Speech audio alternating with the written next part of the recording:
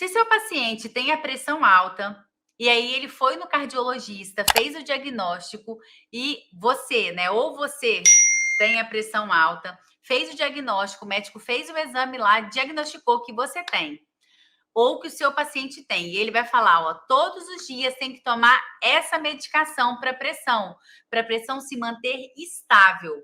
Erlane, meu paciente tem a pressão alta às vezes. Isso é perigosíssimo. Por quê?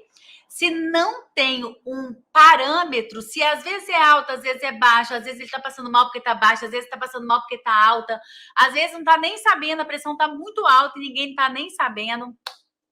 Isso é perigoso. Essa oscilação, isso é perigoso.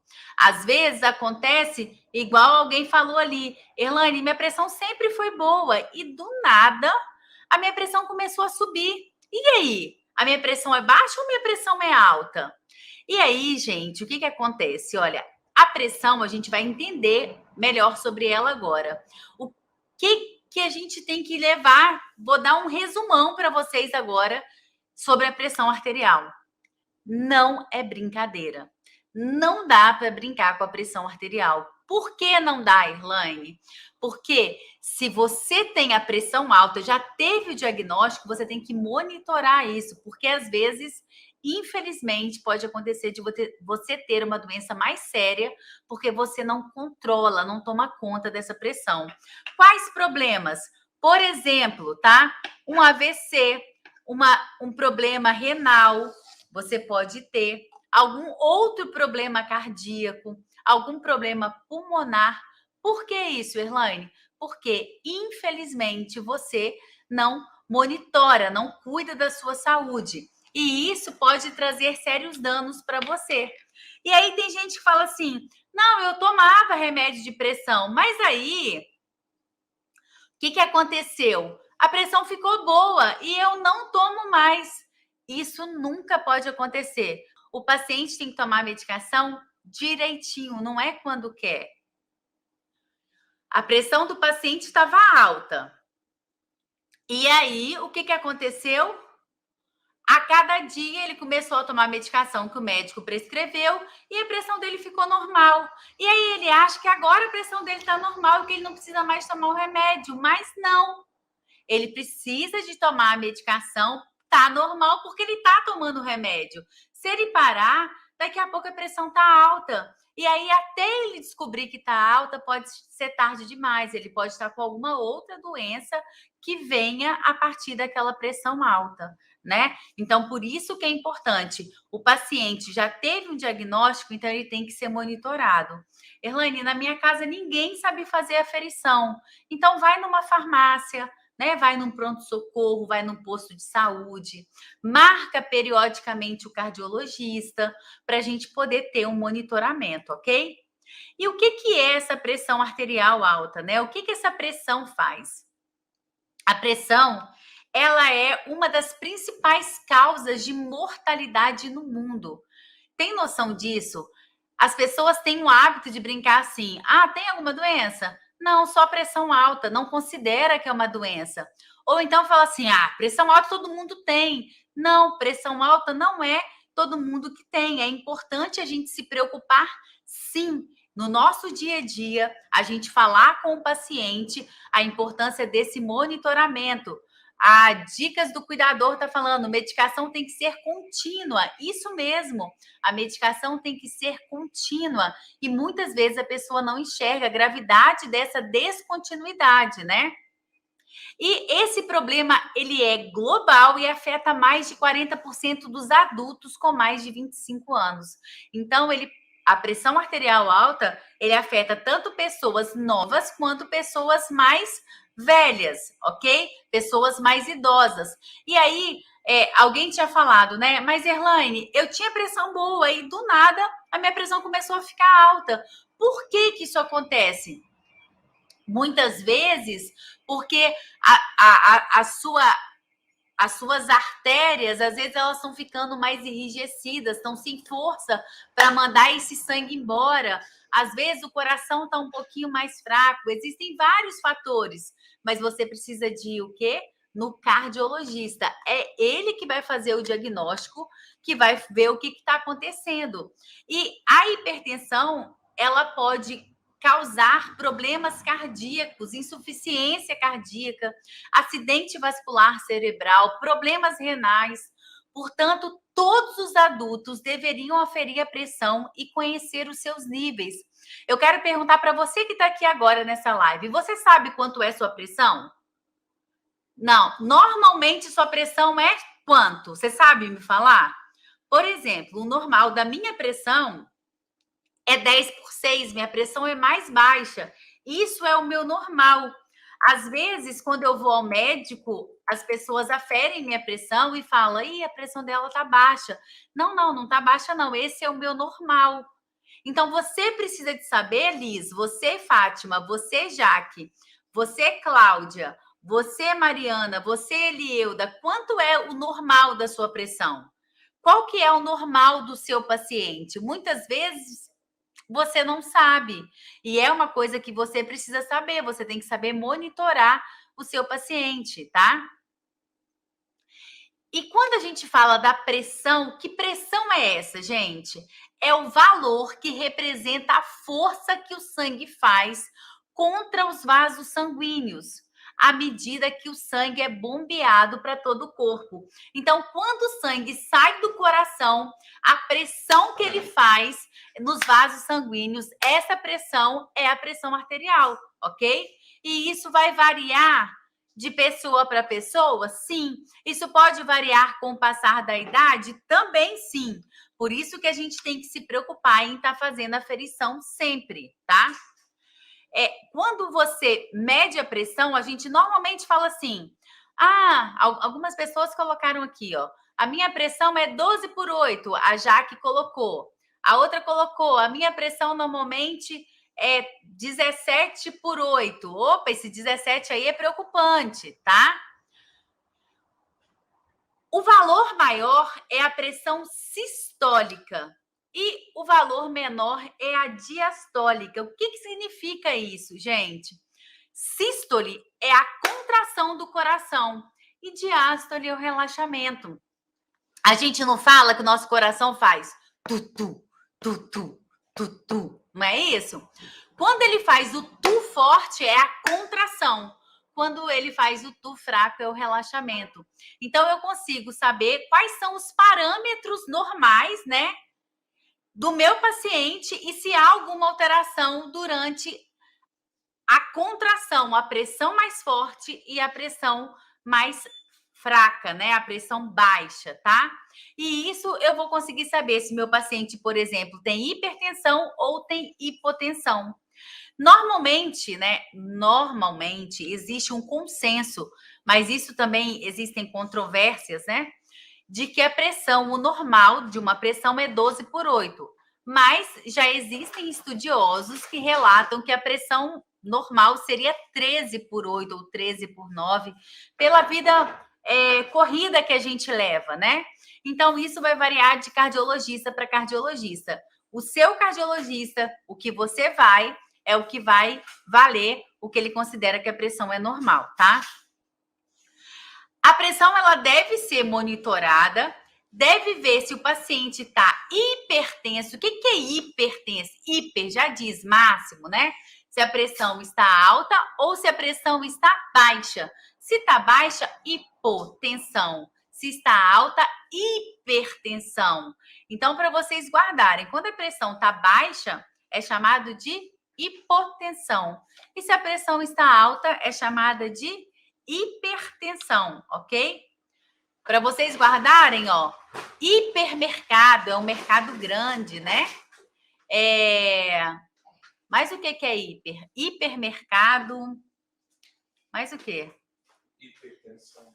Hipertensão eu já falei, não vale. Uma hiperfarmácia, sei lá, algo que é grande é hiper, tá? E hipertensão, a pressão alta. E hipo, baixa pressão, ok? Então, sístole é a contração, diástole é o relaxamento, ok? Erlaine, meu paciente está com a pressão muito alta. A pressão alta dele, que deveria ser 12, 13, tá 17, tá 18. O que eu faço? É preciso levar esse paciente para uma emergência. A pressão dele foi a 20, corre para emergência, tá?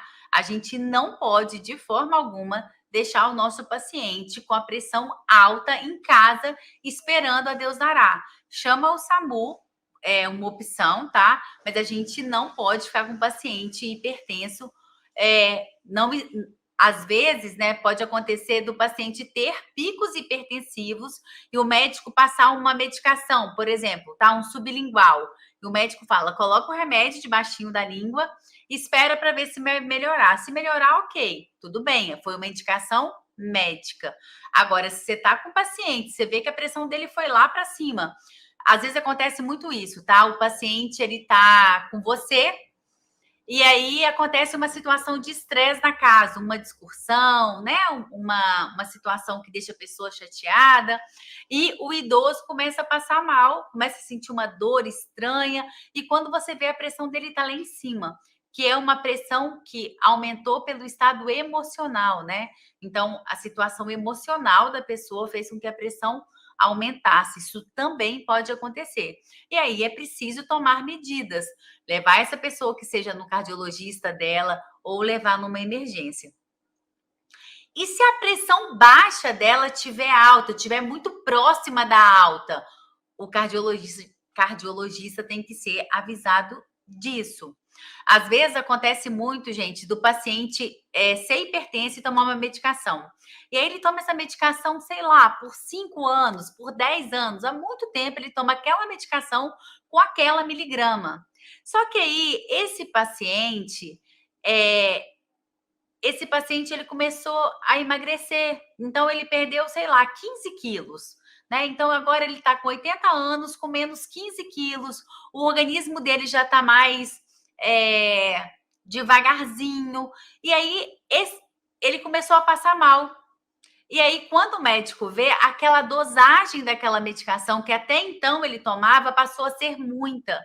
Então, ou às vezes o médico tira porque ele emagreceu muito e aí ele não tem mais aquela pressão tão alta, ou ele diminui a miligrama, diminui a dose, às vezes tomava 2 vezes por dia, passa a tomar uma. Aí é o médico que vai determinar, né? Nós não temos a autorização para medicar ninguém, somente o médico, o cardiologista, né, que vai fazer esse controle, tudo bem? Erlane, meu paciente não vai no cardiologista, só vai no geriatra. O ideal é que ele fosse ao cardiologista e você pode falar isso com a família, tá? Tudo bem? Até aí foi? E aí, essa pressão, quando você for escrever lá no seu dia a dia, deixa eu tirar aqui para mostrar para vocês, porque aqui no Instagram eles não permitem que eu coloque PDF.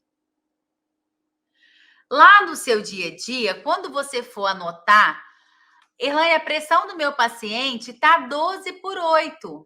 Ok. Mas eu vou anotar dessa forma. A pressão do meu paciente está 120/80 mm H maiúsculo G. Anota isso aí, gente. Faz um print se você não tem papel e caneta. Anota aí, ok?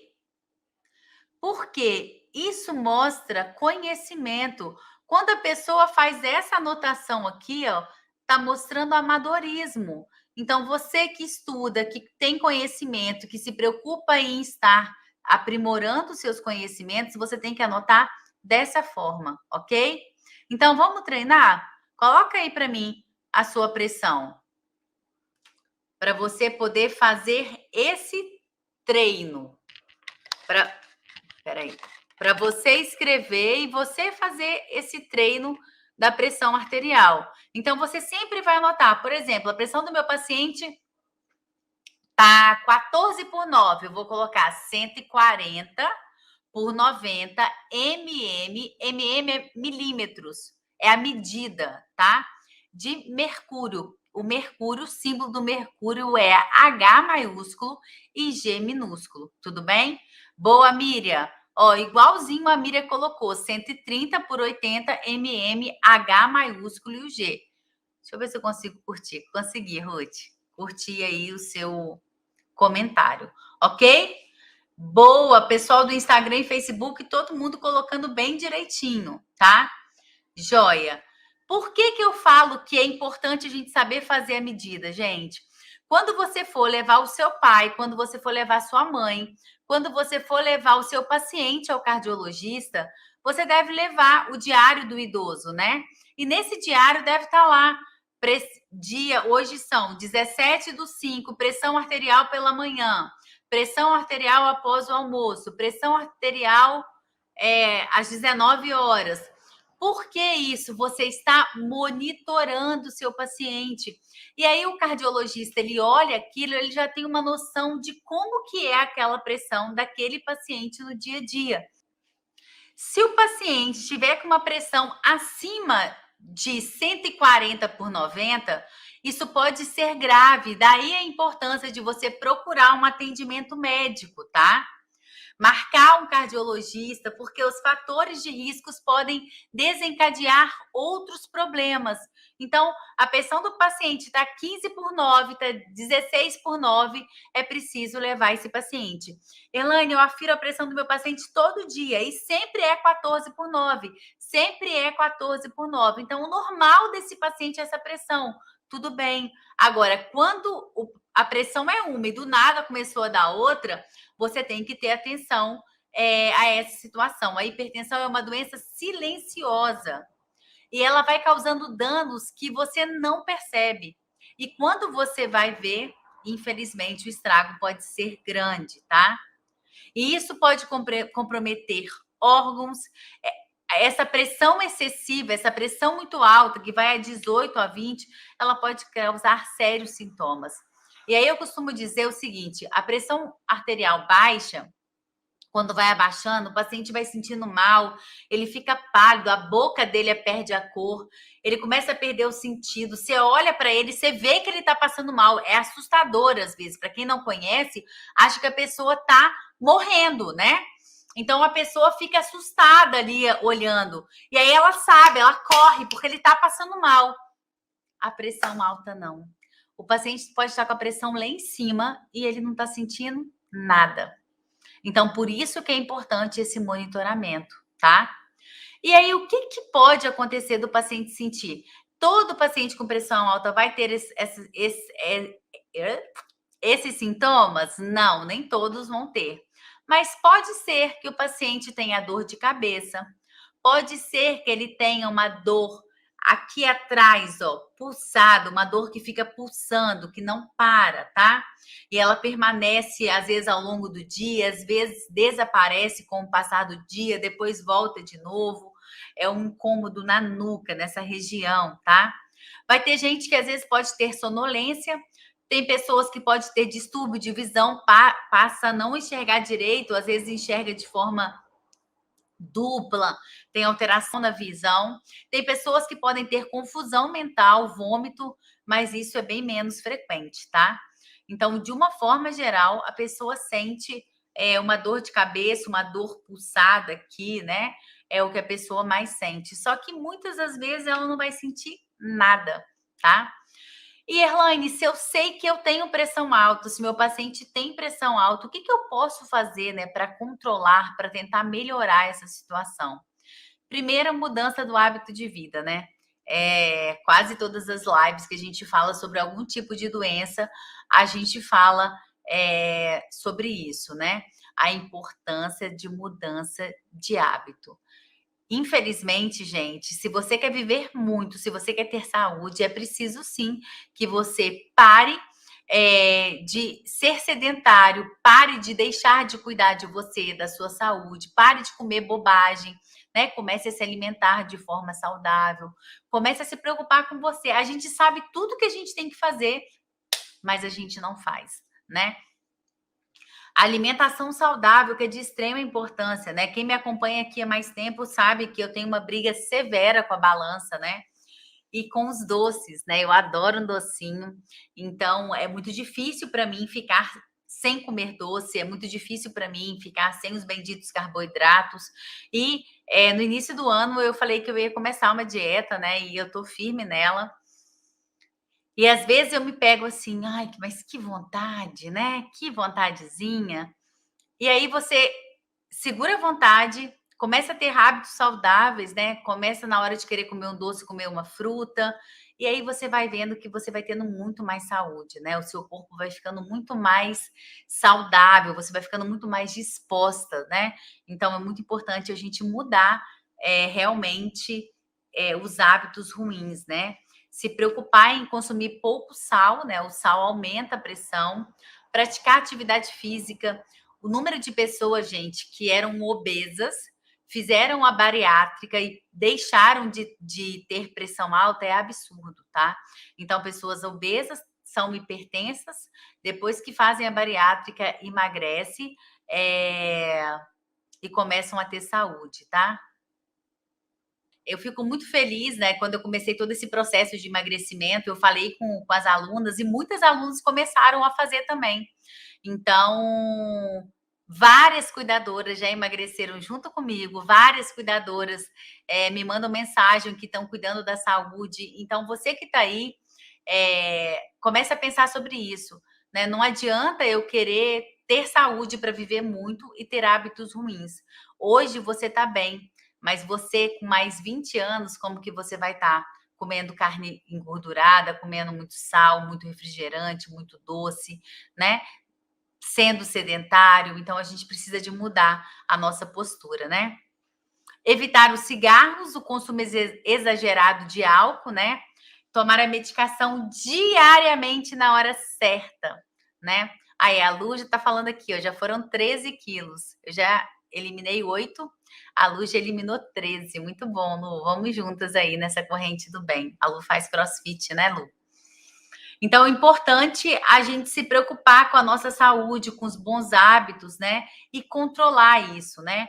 Alguém perguntou aqui, Erlane, para fazer a aferição, eu afiro no braço direito e no braço esquerdo. E por que dá diferença?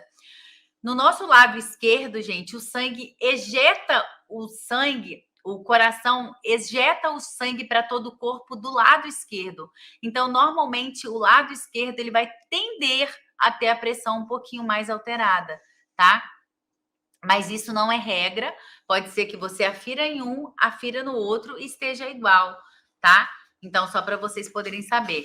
E às vezes acontece de você aferir a pressão no braço do paciente e aí você vai e afere de novo da diferença, porque você já apertou ali aquela região e aquilo vai alterar o valor final, tá bom? A importância de tomar remédios indicados pelo cardiologista caso aconteça uma situação de um pico hipertensivo. Então, o médico pode falar, ó, se a pressão tá alta, como que você vai agir? Dá esse medicamento aqui que vai ajudar no dia a dia do seu paciente. Outra coisa que vai ajudar o paciente descansar em um local ventilado, tá? Com ar suficiente. Às vezes ele viu alguma coisa que, né, e levou a pressão dele e logo depois melhora. Não melhorou, tem que ir para o pronto-socorro, se não melhorar em 1 hora, tá? E importante, levar os medicamentos que o paciente toma para o médico saber o que está acontecendo, né? Porque às vezes a pessoa chega lá, o médico não sabe o que está acontecendo e não consegue ajudar. Se a pessoa não é hipertensa, tá? E a pressão está alta, sem nenhum outro sintoma, tá só com a pressão alta, mas nunca teve pressão alta. Tentar relaxar essa pessoa um pouco, deixar ela calma, deixar ela deitadinha. Deitada como, Erlane? Esticadinha. Deixa eu mostrar aqui para vocês, espera aí. Assim, ó. Ela vai ficar deitada, sem nada debaixo da perna, esticada, para tentar abaixar essa pressão, ok? E se a pressão do paciente estiver baixa, tem que elevar a perna do paciente, tá? Então, a pressão do paciente está alta, eu vou deixar ele esticadinho. É fácil da gente entender. Se tá tendo pressão, né? Lá nos vasos dele, tá com muita pressão. Se eu deixo ele esticadinho, eu vou tender a diminuir essa pressão. Agora, se a pressão dele tá baixa, né? Não tá com força.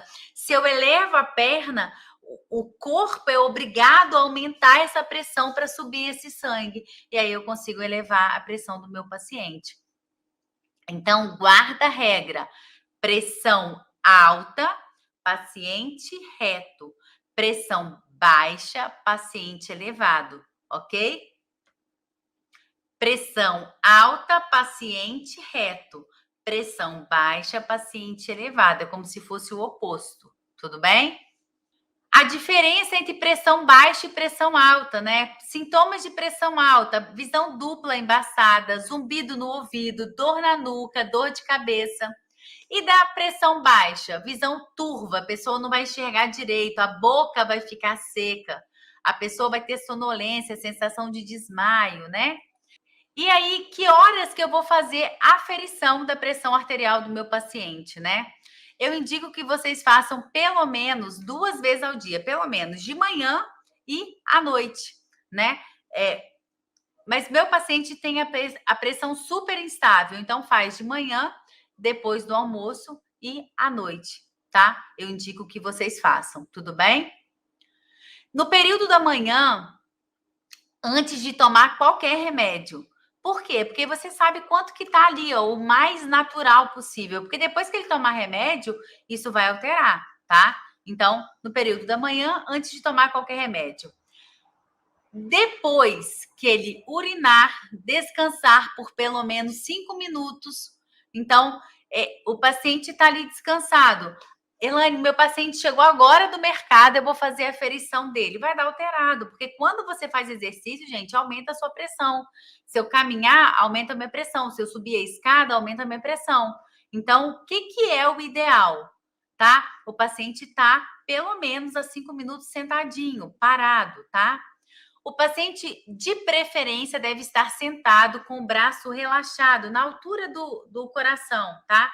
Então, ele vai colocar aqui o bracinho na mesa, vai estar mais ou menos na mesma direção, e eu vou fazer a aferição ali. Elaine, meu paciente é acamado, eu posso fazer? Eu tenho que sentar ele. Não, gente, tudo bem, pode fazer com o paciente deitado, tá? A Thaís está falando, meu paciente, a pressão fica boa durante o dia, mas à noite a pressão fica alta. Então, a gente tem que avaliar por que essa pressão está elevando só à noite. Será que, de repente, a medicação está sendo insuficiente, não está durando o tempo todo que precisa? Às vezes o médico fala, tem que tomar medicação, sei lá, de manhã e depois do almoço. Aí a família dá só de manhã.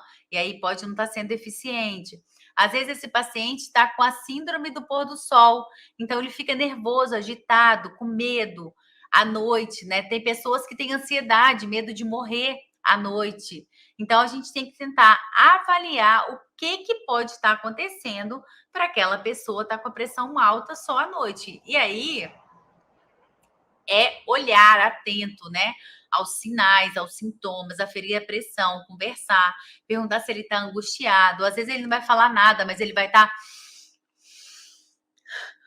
catando o ar, que você vê que ele está ansioso, né? Às vezes ele dá uns suspiros, que você vê que ele está com ansiedade à flor da pele, que pode ser isso também, tá? Importante o paciente não ter tomado nem café, nem bebida alcoólica e nem ter fumado pelo menos 30 minutos antes, porque isso pode alterar a pressão, tá? E não cruzar as pernas também durante a medição. Atenção a uma dica muito importante. Existem uns aparelhos de aferir pressão que são de dedo. Então, você encaixa o dedo e faz a aferição. Esses aparelhos não são fiéis, então cuidado com isso. Eu, Erlaine, prefiro que vocês façam a aferição no aparelho analógico, não no digital. Quando você faz no aparelho analógico, você sabe o que você está fazendo, você está ali monitorando o paciente. O aparelho digital, se a pilha estiver ruim, já era. Se acontecer do paciente estar descalibrado, já era. Então, são muitas coisas que podem influenciar. Então, aprende a aferir, né, no aparelho analógico, é bem melhor, né? Quem faz o meu curso aprende a aferir no aparelho analógico e eu faço questão que os alunos aprendam. A gente tem várias aulas, né? E eu me preocupo para que vocês aprendam, porque isso é um diferencial, né? Eu posso fazer aferição na coxa, na panturrilha do paciente? Sim, pode fazer, se acaso acontecer do paciente não poder fazer nos membros superiores. Por exemplo, tá com catéter, tá com uma ferida, tá com uma queimadura,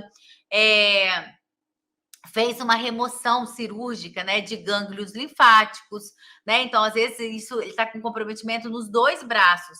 Aí você pode fazer. Fora disso, se tem comprometimento num braço, faz no outro, tá? Se não tiver como, aí você pode fazer na perna, tá?